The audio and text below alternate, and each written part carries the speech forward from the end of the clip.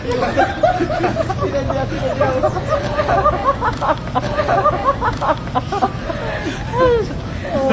sabihin mo na yan, sir. Okay na po ng monitor. Jumping jacks ako. Gusto niyo mag-jumping jacks ako. Naglakad lang pamulog. Naglakad lang. Naglakad ka lang, sir? Ano po, ano? Dito, hindi sa tape. It is, I am carrying my statement for this afternoon, which is what I'm going to make. It is April 14. We're going to talk about the exercise stats. So this is been done today. I challenge anyone who are saying that I am sick, that they come and exercise with me. We will see who is stronger. You come to the gym with me. Tingnan natin kung sino mas malakas magbuhat ng weight.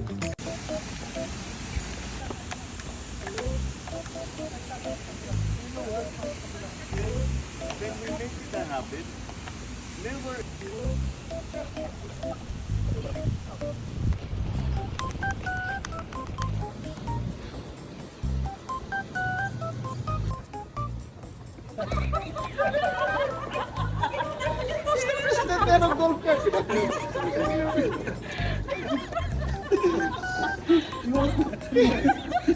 Sinadya.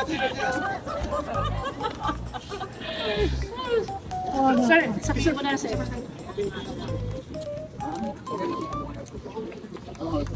What they will have the first question, like, what to expect tomorrow sa uplift TV? Nag-uusapan. Yes, sir. What's on the table tomorrow? Yun lang. Isang tanong lang. So, they want just to ask you something. Yun lang po. Ayun na. Yung isa po tomorrow. Ano po? It's just the usual. Updating. The question on what there's a question. So, very general lang. Gusto natin lang mabilig kasi. You will buy status of Update. So, sa assistance from yes,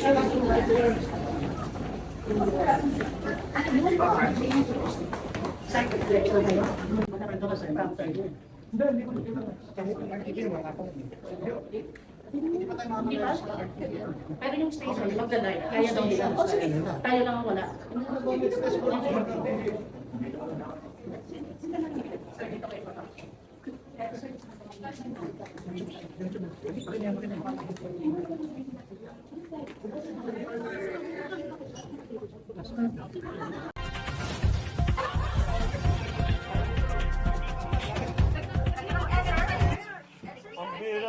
Can you tell everyone na huwag na lang sa lukuhan eh? Ayan o, this is, hindi it's at a tape, it is I am carrying my statement for this afternoon, which is what I'm going to make. It is April 14, we're going to talk about the exercise stats. So this is been done today. And I challenge anyone who are saying that I am sick, that they come and exercise with me.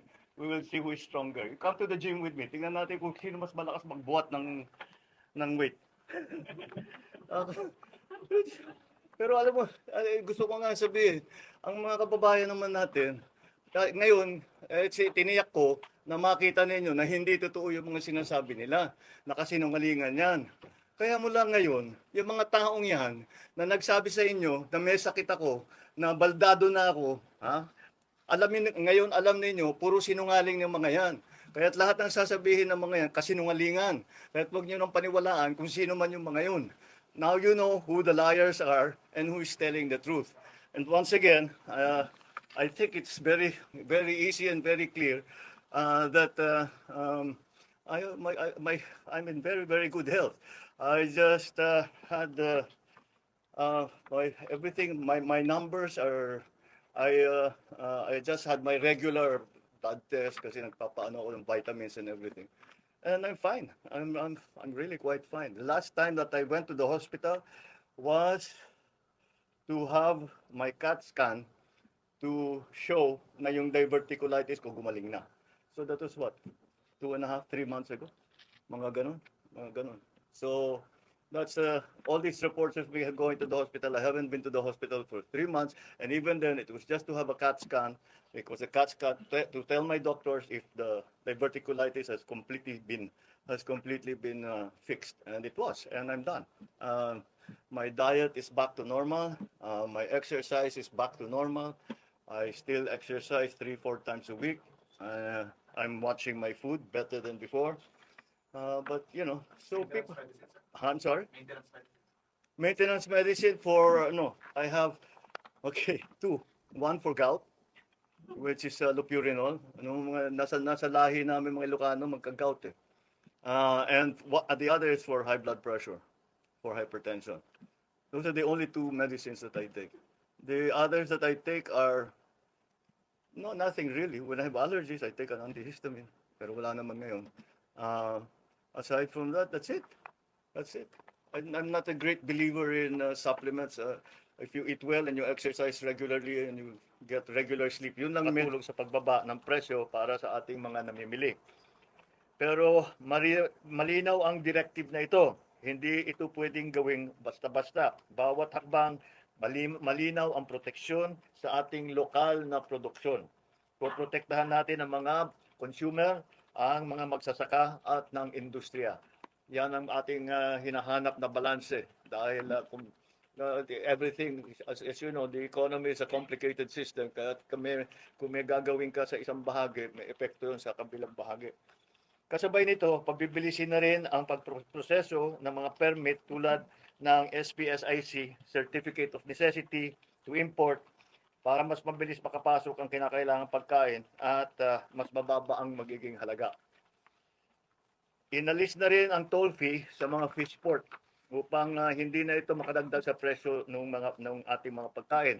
Nakikita natin na may mga magsasaka na napipilitang itapon ang kanilang ani dahil sa overproduction sa sobrang baba ng presyo ng bili. Hindi natin ito papabayaan magpatuloy. Kaya bibilhin na muna ng Department of Agriculture ang sobrang produksyon. Makikipagtulungan din tayo sa mga local government para bilhin din ang mga gamit na ito at magamit din nila para ipamigay nila sa tao. Ang pamahalaan ang sasalo nito para hindi masayang ang ani, hindi malugi ang ating mga magsasaka at mapapakinabangan naman ng ating mga namimili. At para sa mas maraming makinabang, papalawakin pa natin ang bentang bigas program. Dadamihan ang tindahan, habaan ng oras ng pagbenta, lalo na para sa ating mga senior citizen, para sa ating PWD, at siyempre mga single parent.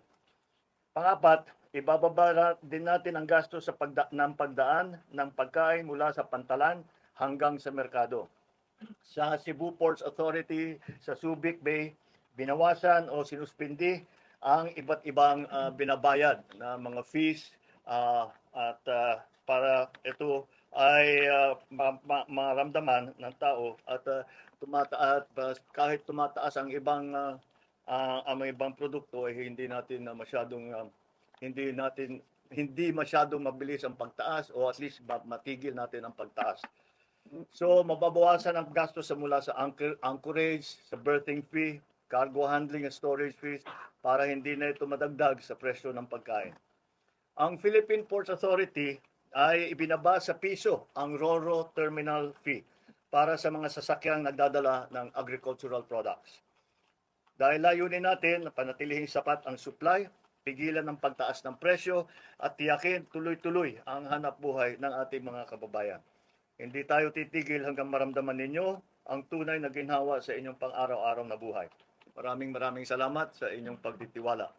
At bukas, we will have another uplift meeting again to discuss what are the other strategies that we can employ to keep prices down, to make sure, first of all, what we will do tomorrow is to make sure, first of all, that the supply both of oil and of food products and all the other raw materials that we need to continue the running of the economy is going to be normalized. We, as I said in one of the last press conferences I had, that it is very important that we watch the prices. Now, oil we cannot do very much about, but we also have to we can make sure what we can look at and do that. That's why ito is centered dun sa presyo ng pagkain. All of these measures are mostly centered around the price of food, to keep the price of food down.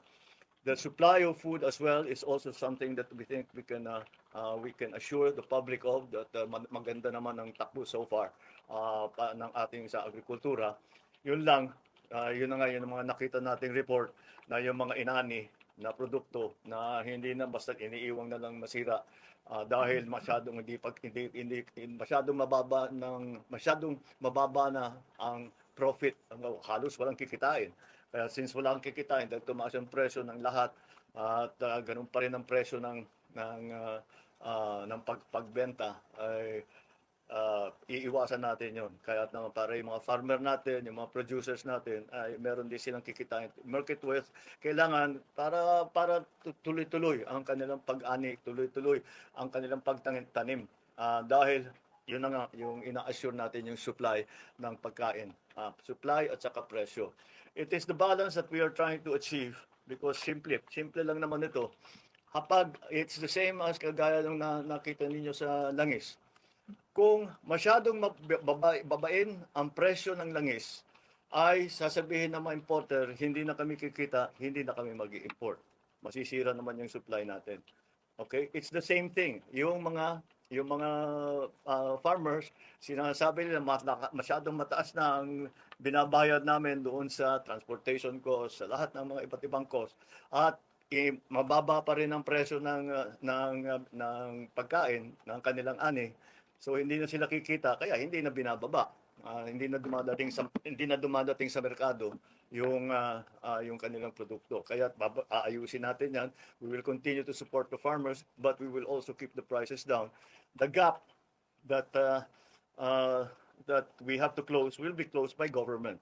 It will be government funds that we will have to use. We will have to take funds from other projects, other programs to make sure that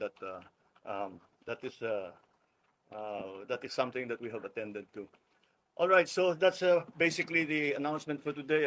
I know that people have been asking about what we are going to do about the excise tax. I hope I have provided the answer for you today, and that will be again a point of discussion for us tomorrow at the Uplift meeting. And that's it for now. Thank you. Sir, how about the VAT How on fuel about- products? Will it be discussed din sa uplift meeting? Yung sa VAT, there are concerns po to suspend the VAT. I think it's time to explain. Here's the thing with the VAT, especially the VAT on petroleum products. The VAT on petroleum products, we are going to get a windfall profit from that because tumaas yung presyo ng crudo. And because of that, all the importations will have at the present VAT rate, we will get funds from extra funds from that. Those if we take away the VAT on petroleum products, it will only help the petroleum market. What we need is funding to help the entire society. Hindi pwedeng yun lang, titignan lang natin is the petroleum. Kasi sinasabi ng mga tao, bakit puro transport workers ang tinutulungan nyo? Paano kami? Bakit the other? We also have to take care of the other sectors. So with the additional funding that we will get from the VAT collections, yun ang gagamitin ngayon natin to provide. That fund will not exist if we remove the VAT on petroleum products alone. So that's the reasoning behind.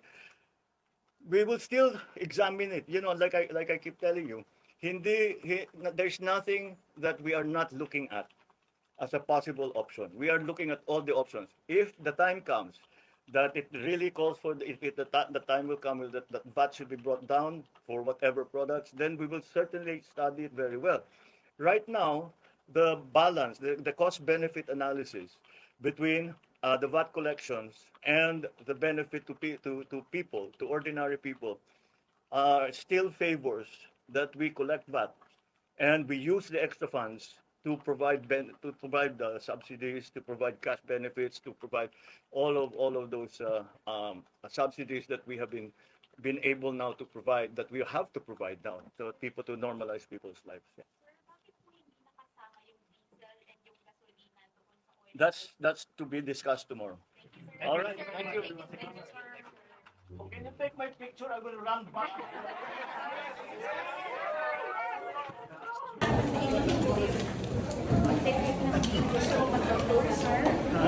Mr. President.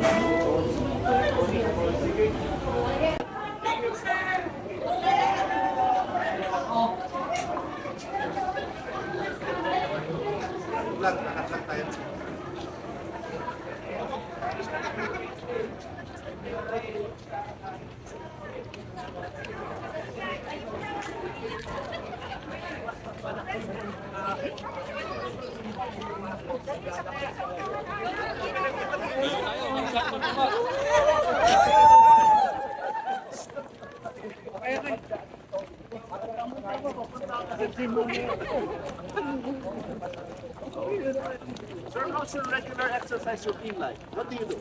I do weights, and then I go on the elevator. Si Ronnie, oh, Average, I work towards a heart rate, so 130 beats per minute. And that's daily, sir? No, I... How often, sir? Let's try 2 days on, 1 day rest. 2 days on, 1 day rest. Sir, before you were very quiet about answering your bashers and trolls. What was the breaking point?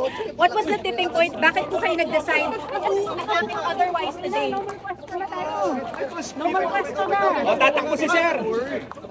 I don't want people to think that really that there's a problem. Because sa dami ng problema natin na hinaharap. Sa war in the Middle East, sa dami ng hinaharap natin problema. Eh, that will be an additional problem we want to solve for our people. The easiest way is to show that I'm still very active physically. Okay na, sir. Thank you, sir. Salamat. Thank you, sir. Dali, Ali, takbo, takbo, Ali.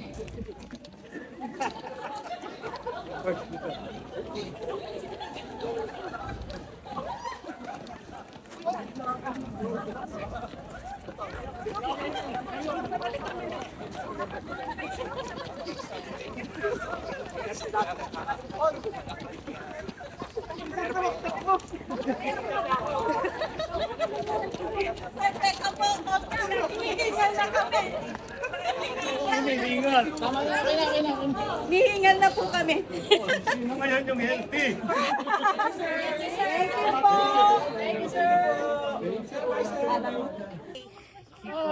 Because people, I don't want people to worry. I don't want people to think that really that there's a problem. Because sa dami ng problema natin na hinaharap because of the war in the Middle East, sa dami ng hinaharap natin problema, that will be an additional problem of concern for our people.